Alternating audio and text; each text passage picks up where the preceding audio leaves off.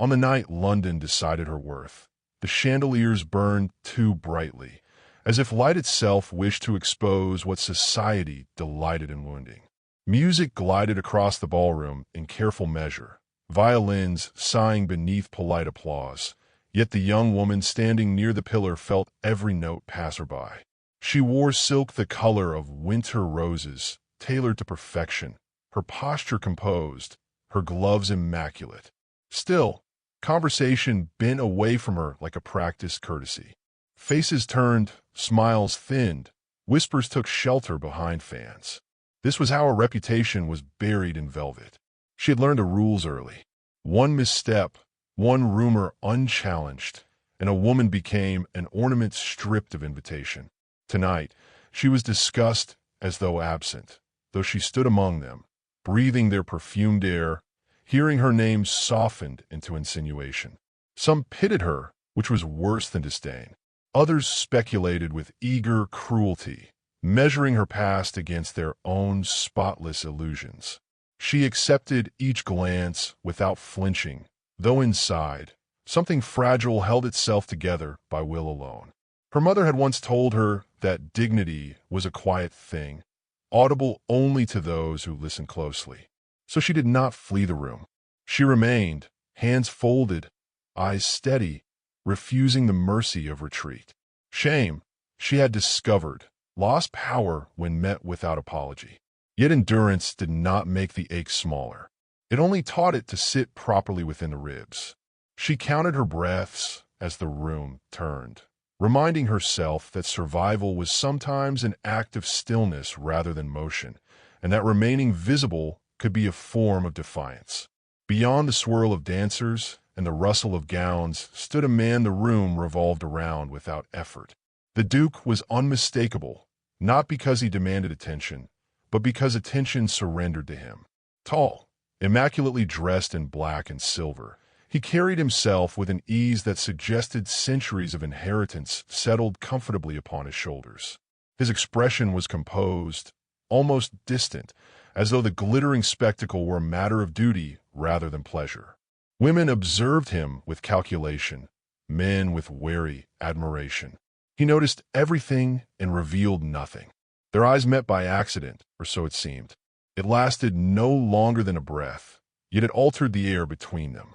She felt at first as a curious stillness, as if the room had inhaled and forgotten to exhale. His gaze did not linger improperly, nor did it slide away in discomfort. It rested, assessing without cruelty, and moved on. The exchange should have meant nothing. It did not. Around her, the murmurs grew bolder. Someone laughed too loudly. Another voice remarked upon the Duke's prospects, the importance of legacy, the expectations placed upon men of his standing.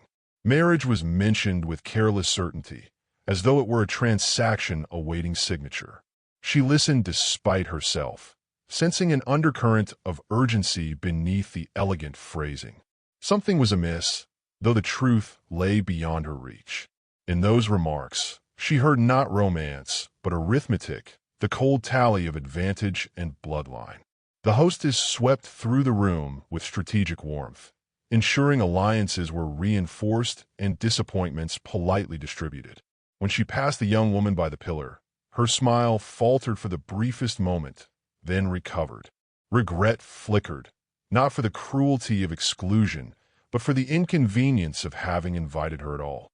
The woman inclined her head in thanks, gracious even in dismissal. If the hostess noticed the steadiness of that bow, she did not remark upon it. From across the floor, the Duke watched the exchange. His jaw tightened, a subtle fracture in his composure. He had not intended to observe closely, yet something about the woman's stillness drew him again. She did not plead with her eyes, nor perform wounded innocence. She bore herself as one who had already endured worse judgments and survived them. It unsettled him more than tears would have.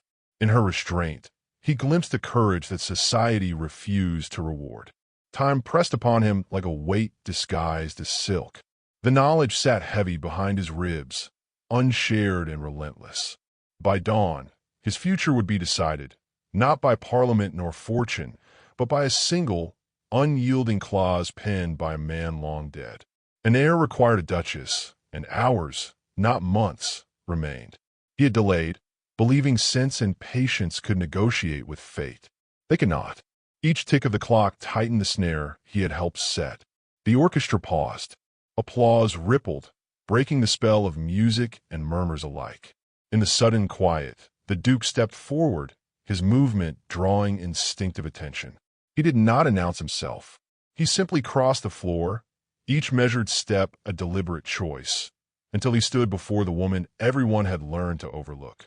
A hush followed him. She felt it before she heard it, the collective awareness tightening around them. For an instant, instinct urged her to retreat, to spare herself another spectacle. She did not. She lifted her gaze, meeting his with calm inquiry, as though he were any gentleman requesting a courtesy rather than the most powerful man in the room. "May I?" he asked, extending his hand. The words were simple, yet beneath them lay intention sharp enough to cut rumor at its root. The room waited, pity transformed into astonishment, then something like alarm. No one spoke. She placed her gloved hand in his without hesitation. His grip was steady, warm, human in a way she had not expected. As they moved together onto the floor, the whispers fell silent, replaced by the measured return of music, uncertain at first, then resolute. They danced without pretense. He did not dazzle her with practiced charm, nor did she feign delight for the sake of audience. They spoke little, yet meaning passed between them in the spaces left untouched. For the first time that evening, she felt seen not as a subject of speculation, but as herself. When the music ended, he did not release her at once. His voice, when it came, was low and precise. "I will speak with you again tonight," he said. It was not a request. As he escorted her back to the edge of the room, society exhaled, struggling to reshape its conclusions. She stood where she had begun, yet nothing was the same. Her pulse quickened, not with triumph, but with a sense of approaching reckoning. She became aware of eyes upon her from every corner, curiosity sharpening into calculation. Invitations would follow, apologies poorly concealed, alliances suddenly offered. None of it soothed her.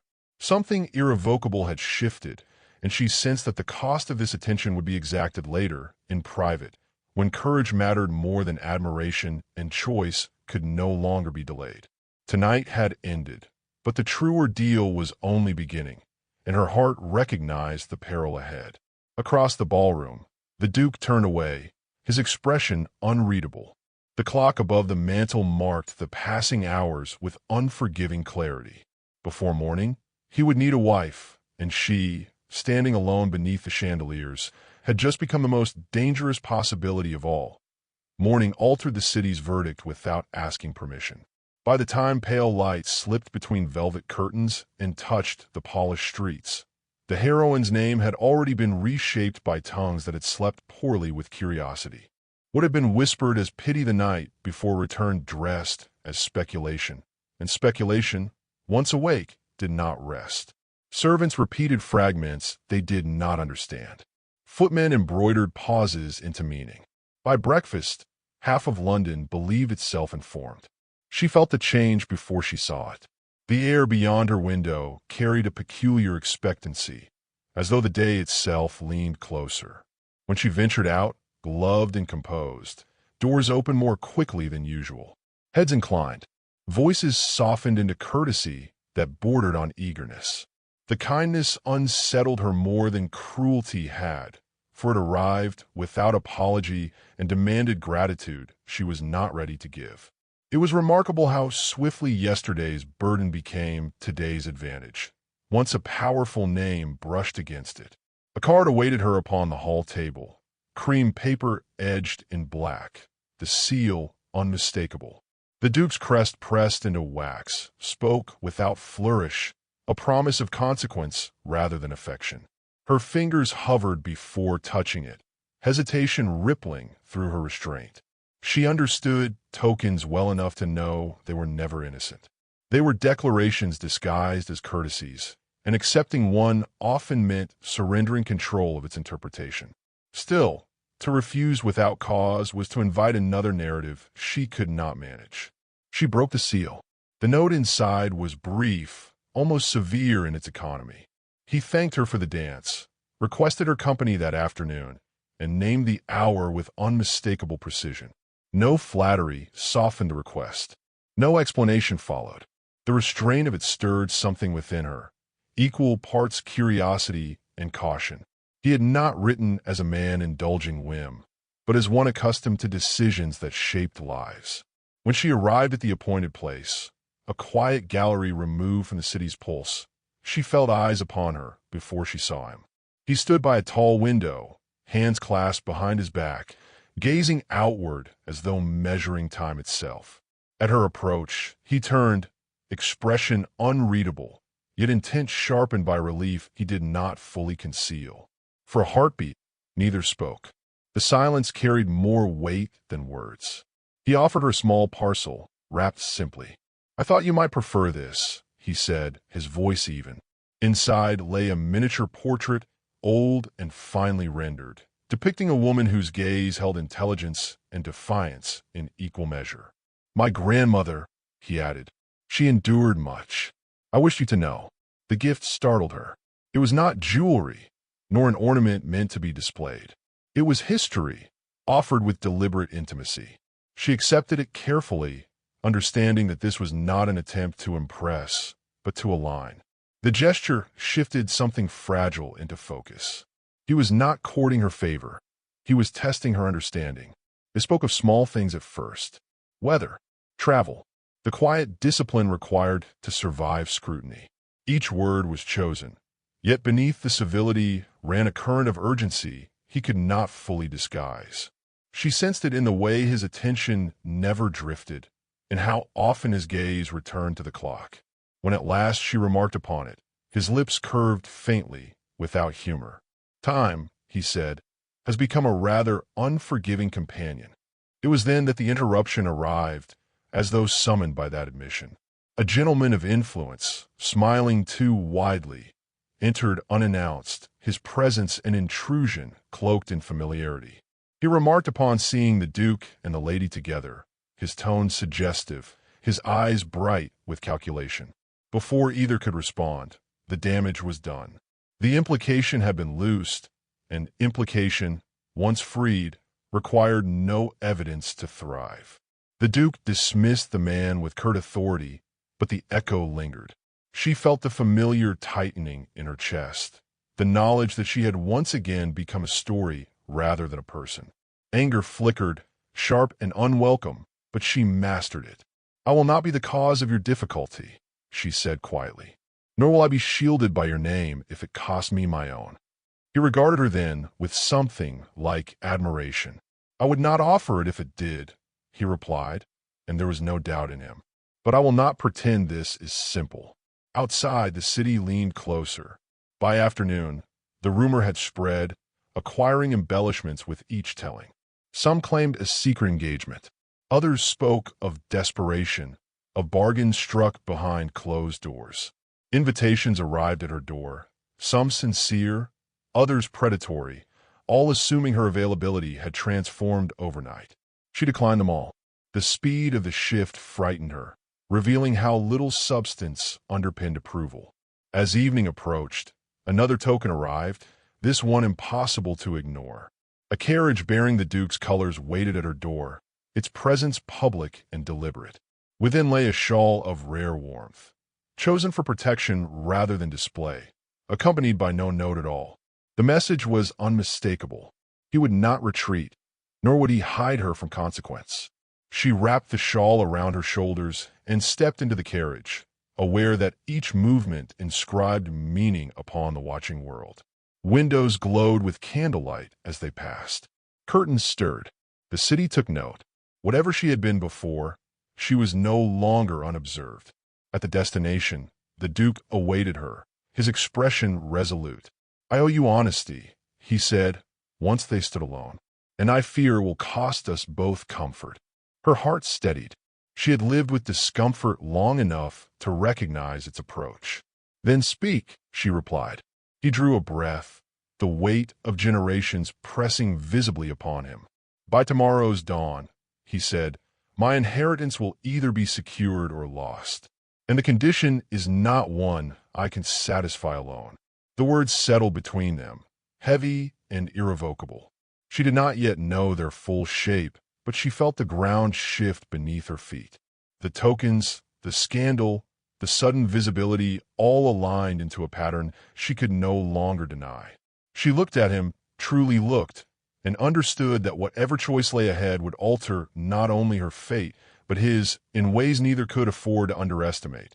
They withdrew from the public rooms into a smaller chamber set aside for conversation, where the fire burned low and rain traced slow paths down the tall windows. The noise of London faded into a distant murmur, leaving only the hush of flame and breath. She stood near the hearth, shawl still around her shoulders, aware that this space marked a boundary she could not easily recross unchanged. The Duke closed the door himself, not as an assertion of authority, but with care, as though sealing them briefly outside the reach of rumor. Silence settled, deliberate and weighted.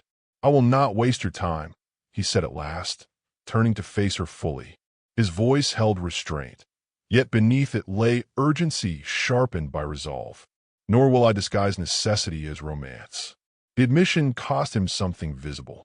He was a man accustomed to control, yet this truth resisted polish. She studied his face, noting the faint strain around his eyes, the stillness of his posture that suggested endurance rather than ease. Whatever power he wielded publicly, here it did not shield him from consequence. He spoke then of his inheritance, but not in terms of wealth alone. He described land bound to families who depended upon its stewardship, titles tethered to obligations older than memory, a legacy engineered to endure through marriage as much as lineage. A clause, precise and merciless, demanded a duchess by dawn.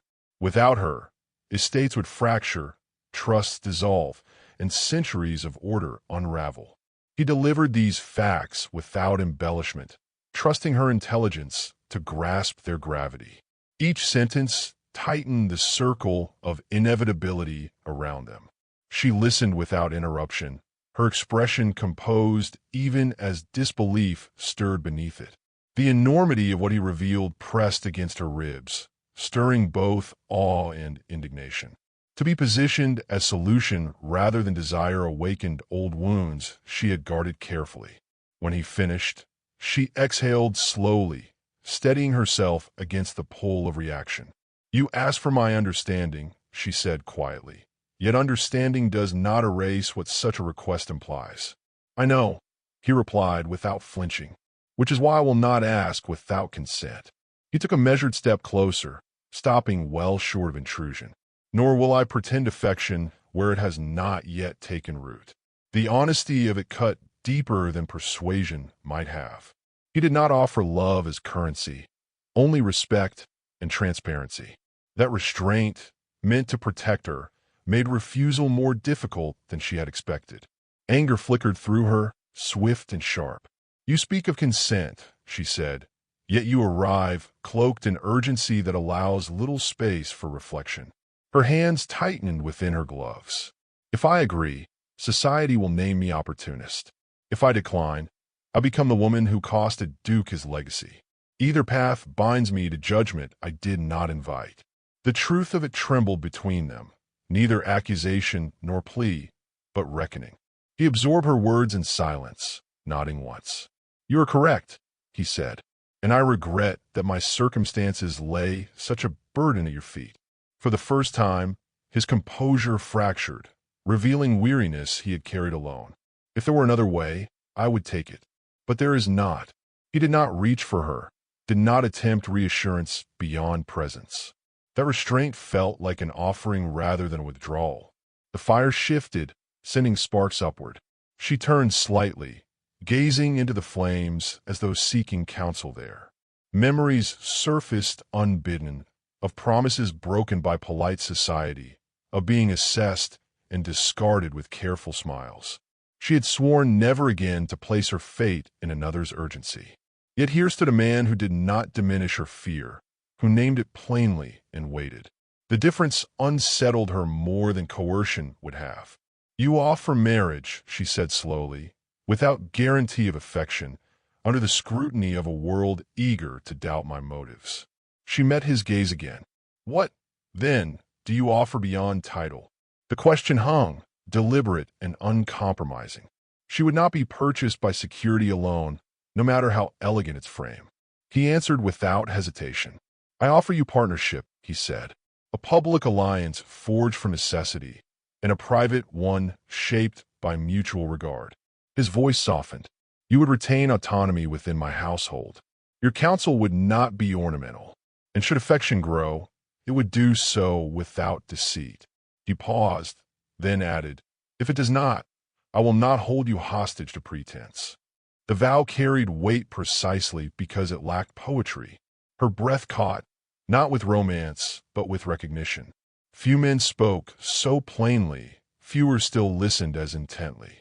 Yet trust, once fractured, required more than promises to mend. "And if I refuse?" she asked. The question tested them both.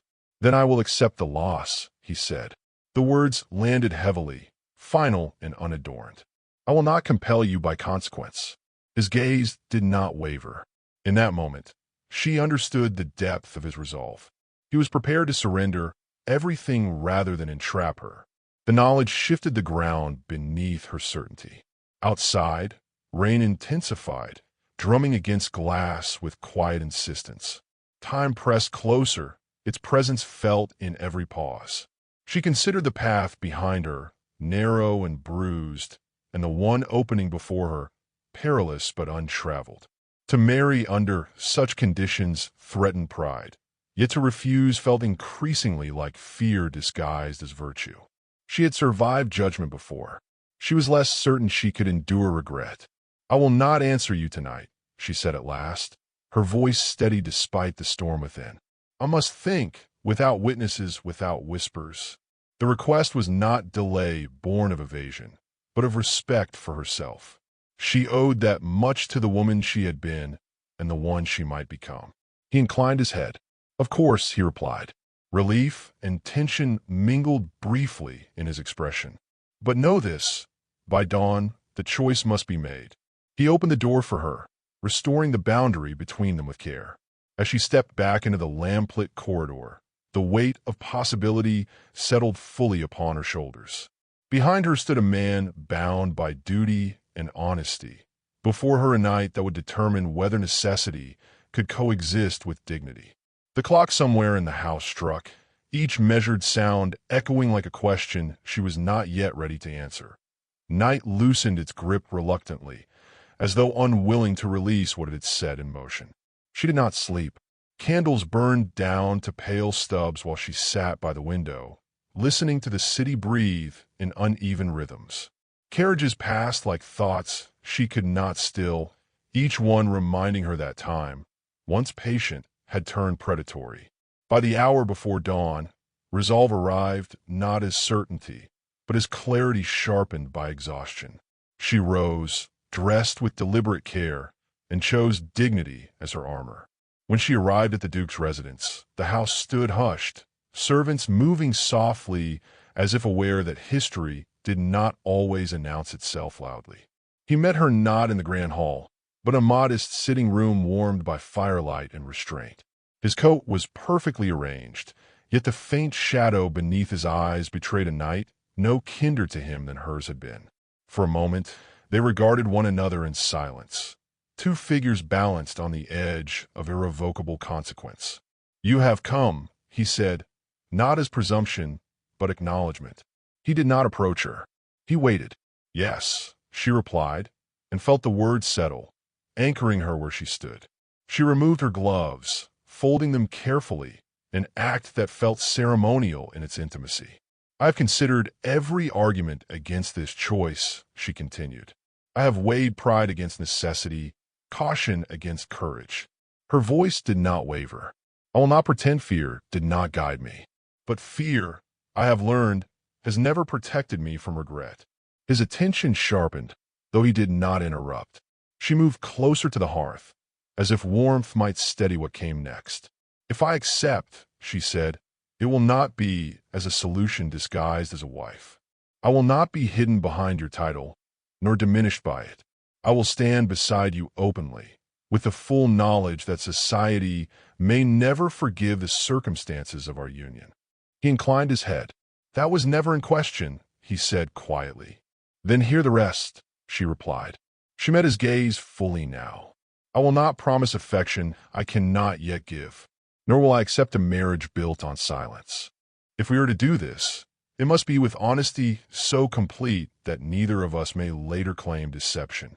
Her breath caught, but she continued, "I choose this not because you are a duke, but because you offered me choice when it would have been easier not to." Something in his expression shifted, subtle yet unmistakable. Relief did not soften him. Resolve did. "Then I accept your terms," he said, "and I give you my word that they will be honored." He paused, then added, "You have my gratitude, but more than that, you have my respect." The ceremony that followed was spare, stripped of spectacle by the hour that necessitated it. Dawn hovered just beyond the windows, the sky paling as if reluctant to intrude. A clergyman spoke the words with reverence unmarred by curiosity. When she placed her hand in the Duke's, the weight of the moment surprised her, not for its grandeur, but for its quiet finality. This was not an ending. It was an opening. As vows were exchanged, she felt the gaze of history press close, as though the generations who had dictated such unions leaned in to witness this one. Yet no ancestral voice spoke. Only the present mattered. When the words were complete and the bond sealed, she did not feel transformed, but steadied, as if a storm had passed and left the ground altered but intact. News traveled faster than light once the household stirred. By mid-morning, London awoke to the announcement with a collective intake of breath. Some reacted with disbelief, others with sharp delight at scandal confirmed. There are those who smiled tightly, recalculating alliances, and those who whispered with renewed fervor, seeking fault where none had been offered. She anticipated it all. What she had not anticipated was how little it mattered. She stood beside him later that morning, receiving the first callers with composed grace. He did not speak for her, nor did he shield her unnecessarily. When an acquaintance offered veiled congratulations edged with insult, she answered with courtesy so precise it left no room for further offense. The Duke watched, silent and attentive, his regard no longer speculative but assured. In that exchange, something unspoken settled between them, a shared understanding that partnership was not proclaimed but practiced. When they were finally alone again, the house quieting as if spent by revelation, she felt the fatigue of the night claim its due. He noticed at once. "You should rest," he said. "In time," she replied. "There is still much to face." She hesitated, then added, "I do not regret this." "Nor do I," he thought, though he did not yet speak it aloud. Instead, he offered her his arm, not in possession, but in solidarity. As she accepted, she understood that the world would test this union relentlessly. Yet for the first time in years, she did not feel alone in the testing. Beyond the windows, the sun finally rose, indifferent to vows and reputations alike. A new day claimed the city, carrying with it judgments yet to be spoken and trials yet to be endured.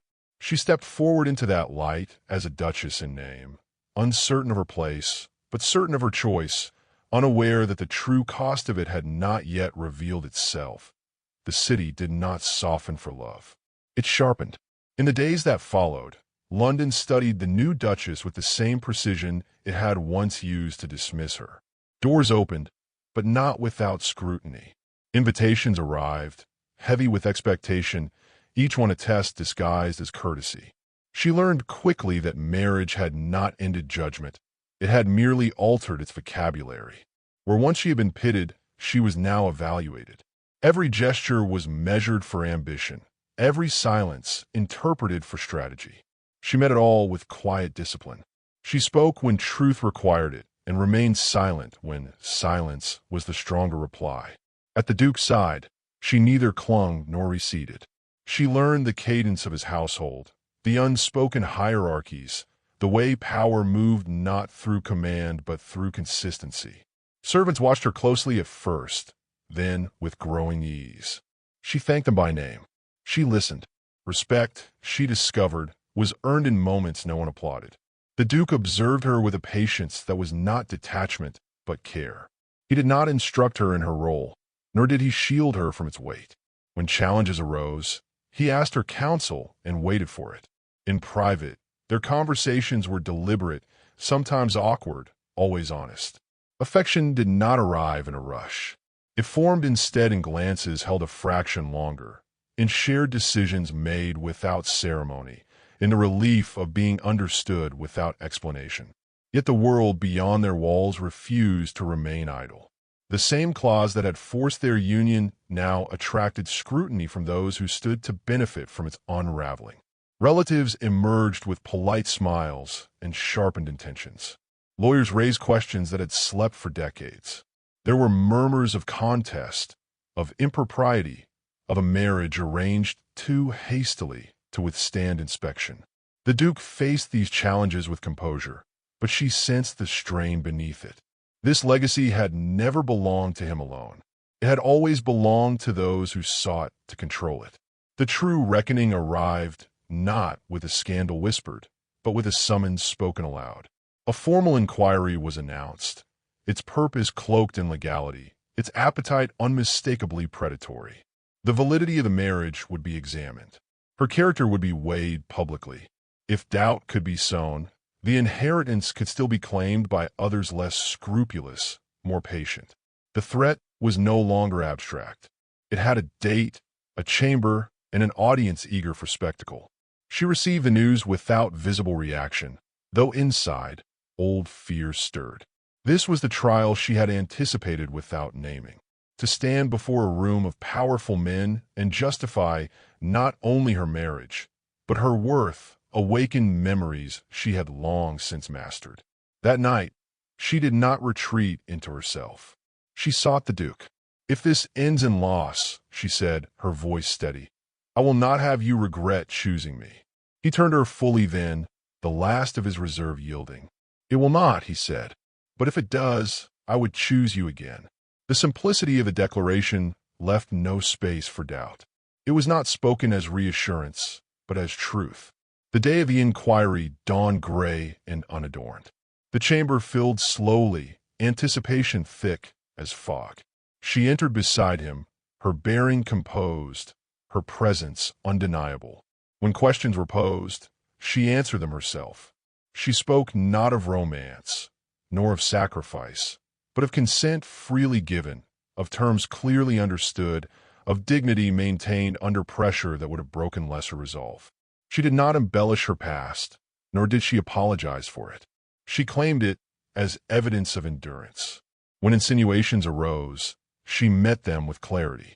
When her motives were questioned, she acknowledged fear without shame and choice without regret. The room, prepared for a performance of contrition, found itself confronted instead with integrity. One by one, the arguments meant to diminish or lost their footing. What could not be disproven lost its power to persuade. The Duke spoke last. He did not defend her as a possession, nor frame the marriage as salvation. He spoke of partnership, of trust forged under constraint and honored beyond it. He spoke of duty fulfilled not by blood alone, but by character. When he finished, there was no applause. There was something rarer. Silence waited with reconsideration. The verdict, when delivered, was brief. The marriage stood. The inheritance was secured. Those who had gathered to dismantle a union left with nothing but the knowledge that they had failed. In the days that followed, the city adjusted its posture. The Duchess was no longer a question to be solved, but a presence to be reckoned with. She did not seek their approval, and in doing so, earn a measure of it.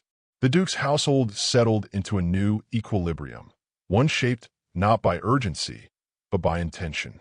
On an evening untouched by obligation, they stood together in the quiet of the estate gardens. The air carried the scent of rain-soaked earth, the kind that promised renewal without spectacle. She rested her hand lightly on his arm, not from need, but from choice. "We did not begin with love," she said softly. "No," he replied, "but we began with truth." She looked at him then, truly, and felt something steady and unfamiliar take root. Not the fever of romance promised in novels, but the deeper warmth of trust earned and given in equal measure. Whatever trials awaited them, she knew now that she would meet them not as a woman pleading for her place, but as one who had claimed it. And in that knowing, the past loosened its grip at last.